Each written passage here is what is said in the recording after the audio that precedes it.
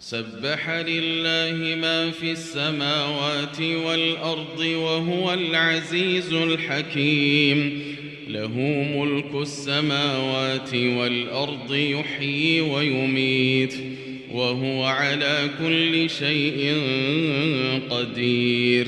هو الأول والآخر والظاهر والباطن وهو بكل شيء عليم. هو الذي خلق السماوات والأرض في